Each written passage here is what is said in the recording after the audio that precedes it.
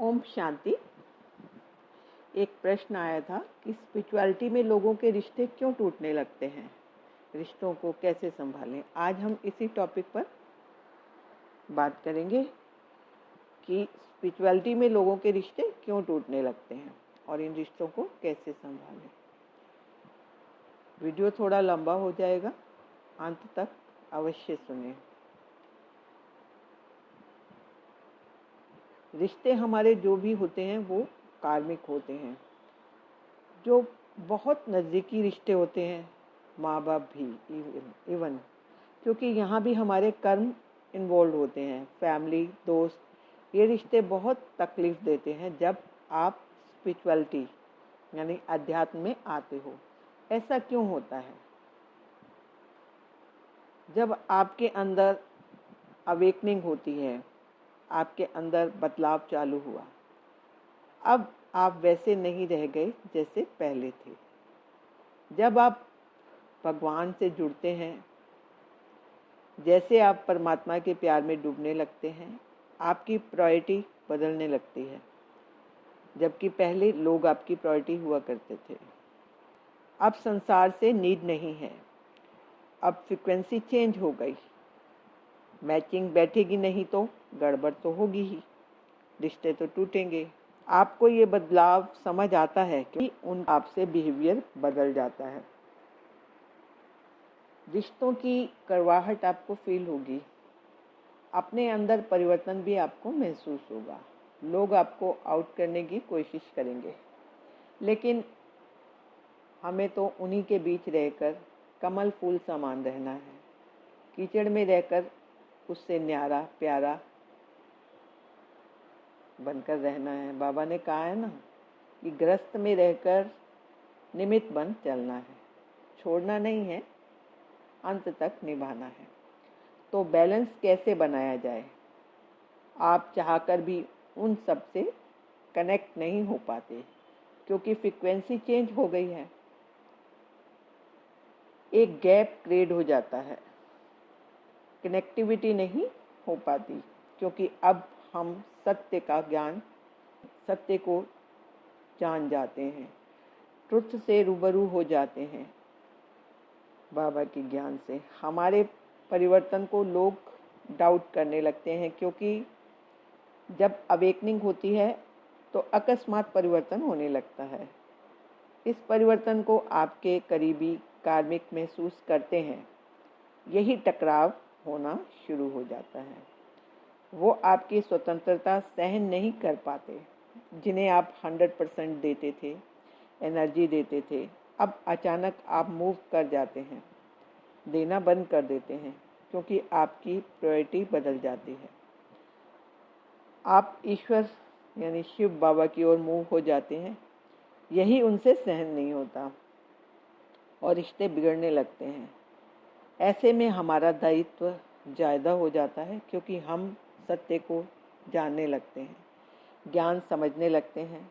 तो हमें ही बैलेंस बनाना होगा, क्योंकि आपके अन्य रिश्ते आपस में एक हो जाते हैं ऐसी स्थिति में, और आपको टारगेट करेंगे। यहाँ तक कि शुरुआत में आपको तानेबाजी भी दी जाएगी, जैसे बड़ी ज्ञानी बनते हैं, बड़े अध्यात्म वाले बनते हैं, परिवर्तन तो कोई दिखाई नहीं देता। यही आपकी परीक्षा है। वो आपको आक्रोश में लाने की कोशिश करेंगे, क्योंकि ये लोग ही माया के रूप में आपकी परीक्षा लेते हैं। आपके परिवर्तन का, आपके निश्चय का ये होगा ही, क्योंकि ये सब अवेकनिंग का पार्ट यानी हिस्सा है, एक प्रोसेस है। क्योंकि परमात्मा को पाना इतना भी आसान नहीं। परिवर्तन करने चले हो, सेक्रीफाइस तो करने ही होंगे, हर्डल्स तो आएंगी ही। मजबूती देने के लिए माया तो आएगी ही, परखने के लिए। बस आपको अंगत समात निश्चय बुद्धि रहे, सहज श्रीमत पर चलते जाना है और उनसे तोड़ निभाना है। सारे ब्रह्मांड का मालिक आप अपने हाईएस्ट पोजीशन पर पहुंचने जा रहे हो, है ना। बाप समान बनने जा रहे हो। इतना भी आसान तो नहीं होगा ना। मास्टर भगवान बनने जा रहे हो, इतने बड़े लक्ष्य टारगेट को पाने के लिए कुर्बानियाँ भी देनी पड़ेंगी। इश्क लेता है आशिकों के इम्तिहान, इम्तिहान तो देना ही होगा। उस परम को पाने चले हो, याद रखना हिलना नहीं, कुर्बान हो जाना बाबा पर, उनकी श्रीमत पर बलिहारी हो जाना है। प्यारा प्रीतम तो हम पर कुर्बान है, तो हम क्यों ना कुर्बान हो। अगर अपने बाबा के सानिध्य को पाया है, महसूस किया है, तो क्या छोड़ सकेंगे उनके साथ को। जो भीतर पाई उनकी झलक, कहते ना तेरी एक झलक पे दिल लुटा दूं। दिल लुटाना आसान नहीं है, बाबा से दिल लगाना मजाक नहीं। उससे नाता जोड़ने उसके जैसा होना होगा। रिश्ते भी उन्हीं कुर्बानियों में आते हैं। यहाँ पर रिश्ते तोड़ने की बात नहीं है, बस डिटैच होना है। अब आप साधारण नहीं, कोटों में कोई हो। स्मृति आ गई ना, किसके हो, साधारण नहीं हो। अब आप खुद को अकेला महसूस करने लगते हो, ऐसे लग हमारे साथ होकर भी साथ नहीं है। अब हमारी चॉइस बदल गई है, वो संसारी आप बाबा के, दोनों की प्रायोरिटी अब अलग अलग है। अब आप अंतर में डूब जाते हो, अब आप परमात्मा के साथ ही रहना चाहते हो। अब आप परमात्मा से अटैच होते हो तो दुनिया से डिटैच होने लगते हो। तो दुनिया को कैसे मुझ समझ आएगी, है ना। दुनिया को कैसे समझ आएगी, कोई अप्रिशिएट नहीं करेगा शुरुआत में, अधिकतर रिजेक्ट ही करेंगे। ऐसे में आप अकेलापन फील कर सकते हैं। अध्यात्म में अकेलापन आपकी नियति बन जाती है। कई बार स्पिरिचुअलिटी, डिप्रेशन जैसी चीज़ें भी घटित होने लगती हैं।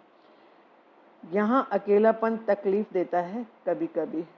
कोई अपना नहीं, जो अपने थे वे ही दूर होने लगते हैं। हमारी दुनिया अलग हो जाती है, अपने बच्चे भी बदलने लगते हैं। कई बार तो स्वार्थ के रिश्ते क्लियर होने लगते हैं।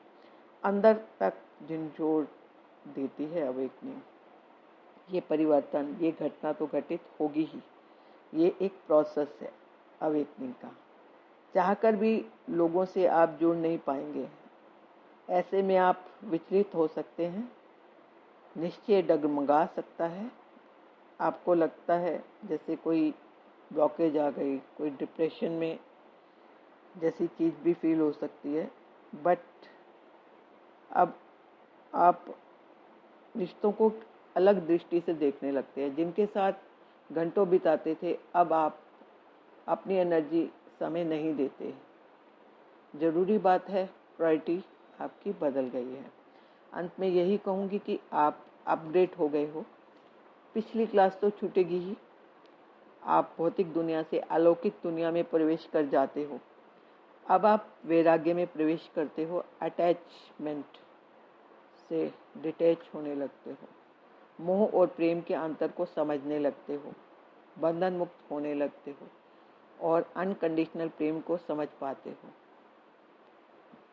अपने स्व को जान पाते हो और पुनः उस वास्तविक स्वरूप में आने लगते हो। सुख, शांति, आनंद, प्रेम, खुशी, पवित्रता में टैप करते हो। ये गुण जागृत होने लगते हैं। आपकी दृष्टि, वृत्ति, कृति सब बदलने लगती है। आप अब साधारण नहीं, कोटों में कोई हो, भगवान के बच्चे, मास्टर भगवान। आप बाप समान बनने लगते हो। जो बाप के गुण वही आपके गुण, जो बाप की शक्तियाँ वो आपकी शक्तियाँ। आप वारिस बन जाते हो। अब बाप का कर्तव्य आपका कर्तव्य। अब आपको समदृष्टि मिल गई। इस दृष्टि परिवर्तन में अब आप बाप परमात्मा की भुजाएं हो। अवेकनिंग एक प्रोसेस है, बस निश्चय प्रेम से टिके रहना। हडल्स को क्रॉस करते जाएं। आपको भगवान ने चुना है, सब समर्पण कर दें, बाकी सब वो संभाल लेगा। आप बेफिक्र हो जाएं। एक पालक समान बस चलते जाएं इस यात्रा में। अंत में वो सभी जो आपको अस्वीकार करते थे आपको नमस्कार करेंगे। जो रिश्ते आपको दुख देते थे वो सहयोगी बन जाएंगे। अच्छा, आज इतना ही। ओम शांति। शुक्रिया बाबा, शुक्रिया।